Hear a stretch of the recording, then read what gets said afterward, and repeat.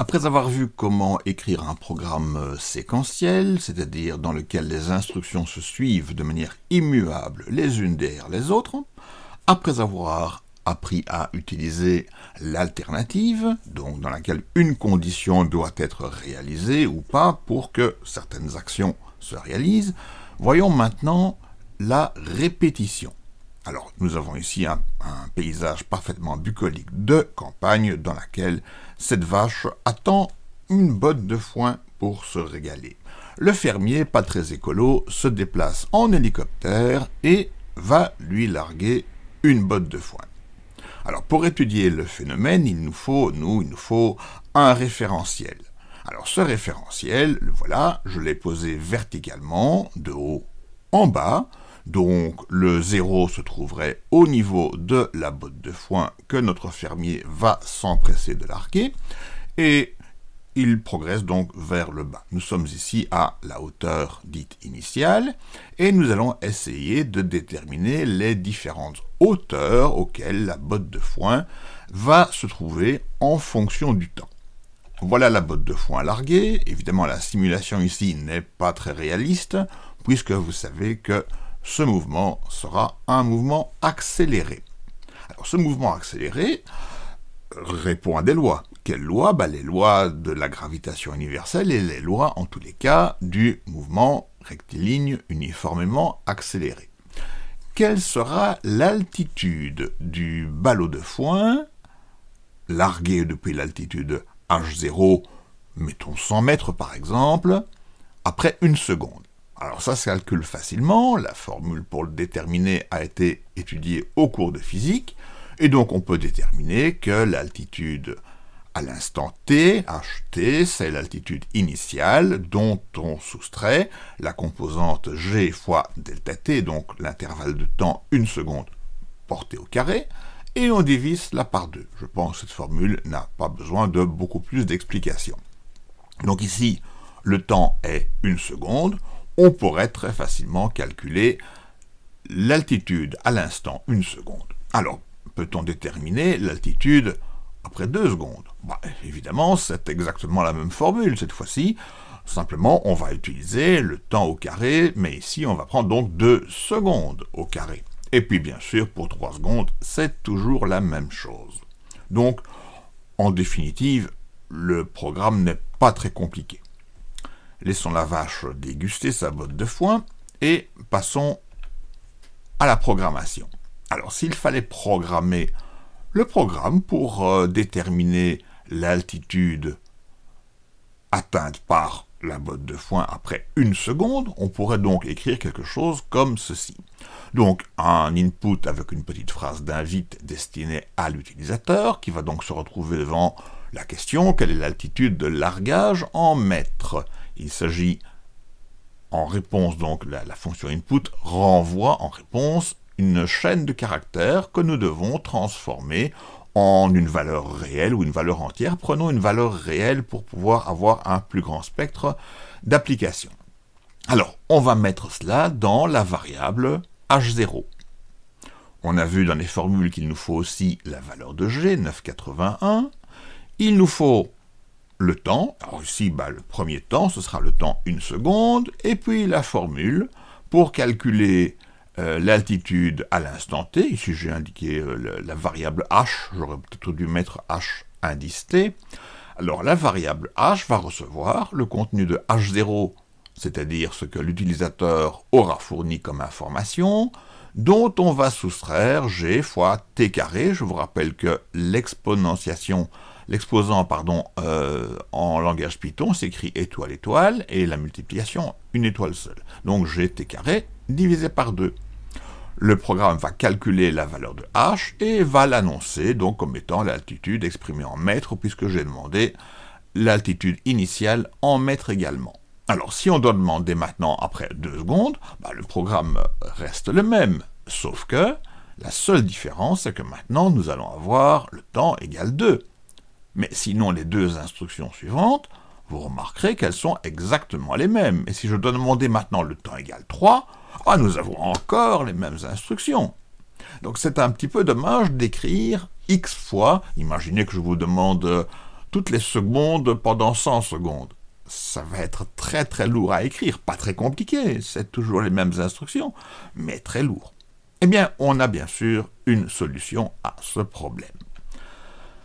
La solution à ce problème pourrait être exprimée à partir des mathématiques. Je pense que chacun d'entre vous connaît bien cette expression de ce type-ci, pour quel que soit t appartenant à l'ensemble ouvert, l'ensemble fermé, 1, 2, 3, 4, 5, donc l'ensemble des nombres compris entre 1 et 5. Cet ensemble des nombres, c'est donc 1, puis 2, puis 3, puis 4, puis 5. Eh bien, si vous avez cela en tête, on peut partir vers la programmation en langage Python, qui dispose d'une syntaxe assez similaire.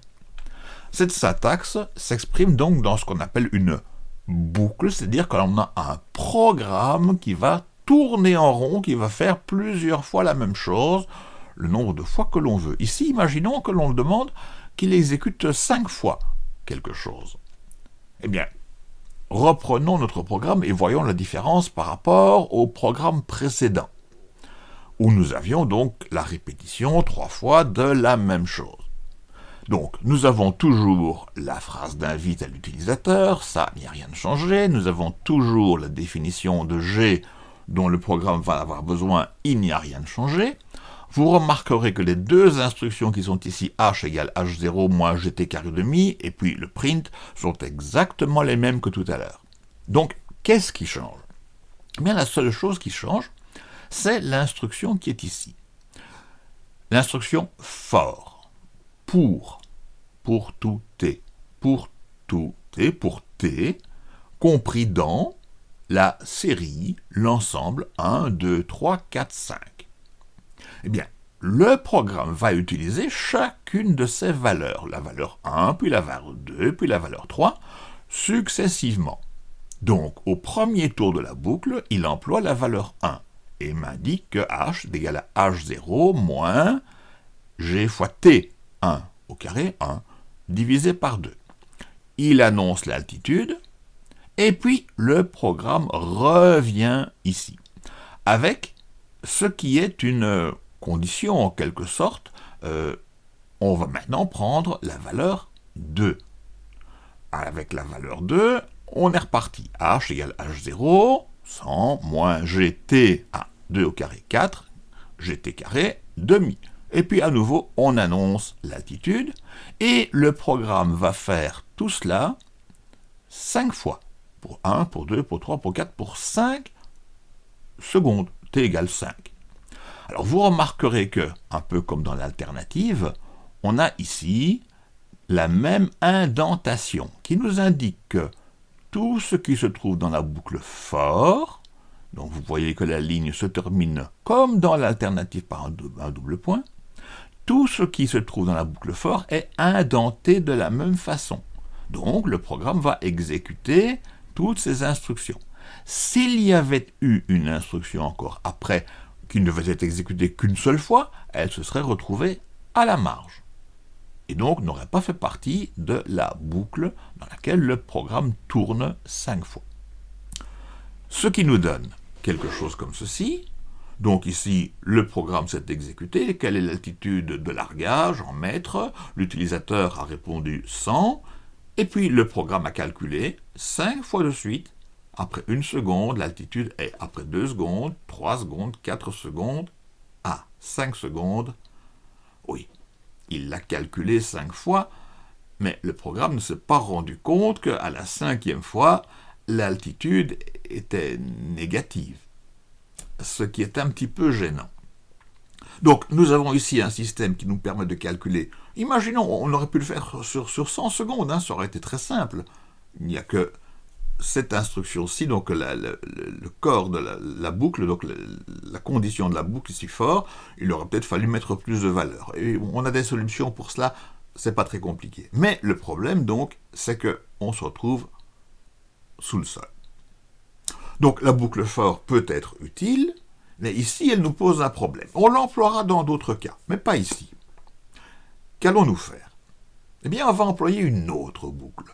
Une autre boucle qui va nous permettre d'éviter ce problème, donc, de l'altitude négative. Cette autre boucle, c'est ce qu'on appelle la boucle while. Je pense que vous avez fait suffisamment d'anglais pour comprendre que while signifie tant que. Je vous invite à regarder une dernière fois la boucle for et voir ce qui change par rapport à la boucle while. Ah, il y a 2-3 petites choses qui changent quand même. Donc le début, vous avez vu, n'a pas changé. Et puis après, donc on a while, une condition, ceci doit vous rappeler les choses que l'on voit dans l'alternative, c'est vrai ou c'est faux? Est-ce que h est supérieur à 0? Et puis le fameux double point qui dit, attention, il y a une suite. Et puis, avec la même indentation, toutes les instructions qui seront exécutées dans cette boucle while. Qu'est-ce qu'il y a de nouveau, par contre? Ce qu'il y a de nouveau, c'est les 2 instructions qui sont là, et que l'on va appeler l'initialisation de la boucle. Ces 2 instructions, ces 2 affectations à des variables, sont indispensables. Elles sont indispensables car elles vont permettre de démarrer la boucle. En fait, on va réaliser la boucle, on va tourner tant que l'altitude est supérieure à 0. Dès que l'altitude sera inférieure à 0, donc on sera dans le sol, on arrêtera. Tant que l'altitude est supérieure à 0. Que fait-on? On calcule la nouvelle altitude avec le temps. Ah oui, mais le temps, on ne l'a pas ici. Il ne figure pas dans le for. On avait le temps for, t, in, quelque chose. Donc maintenant, on n'a pas le temps. Et si le programme ne savait pas le contenu de t, qu'est-ce que c'est que cette affaire-là? Le t, je ne connais pas. Le programme s'arrêterait en émettant un message d'erreur, en général fort désagréable. Donc, deuxième chose que nous devons faire, enfin 2 choses que nous devons faire avant de démarrer la boucle. Donner une valeur initiale à h, puisque nous allons tester sa valeur. Est-ce que h est supérieur à 0? Alors la valeur initiale que nous allons donner à h, c'est bien sûr celle de l'altitude. Tant que l'altitude est supérieure à 0, et évidemment on espère que l'utilisateur donnera une altitude supérieure à 0 pour le largage, tant que l'altitude est supérieure à 0, on fait le calcul avec une certaine valeur de t. Donnons une valeur de t, une valeur à t pour commencer. Eh bien, je propose de donner la valeur 0. On aurait pu aussi commencer avec une autre valeur, mais ici, commençons avec 0. Si bien que le premier h qui va être calculé, ce sera h0 moins quelque chose fois 0 au carré, donc ce sera h0. Donc après 0 secondes, l'altitude est h, qui sera ici 100 mètres. Et puis, donc après, on a déjà discuté la condition, deuxième chose qui est la condition, maintenant troisième chose. La troisième chose, c'est l'évolution du temps. On avait dit que le temps est égal à 0, mais le temps ne restera pas égal à 0. On va le faire évoluer, on va le faire avancer le temps. Alors si on veut, on peut ajouter 1 seconde au temps, et puis recommencer la boucle. Mais dans ce cas, on va se retrouver dans la même condition que tout à l'heure. Donc ici, on va être un peu plus fin, et on va ajouter, mettons, 2 dixièmes de seconde à la boucle. Ça, c'est ce qu'on appelle le passage au suivant.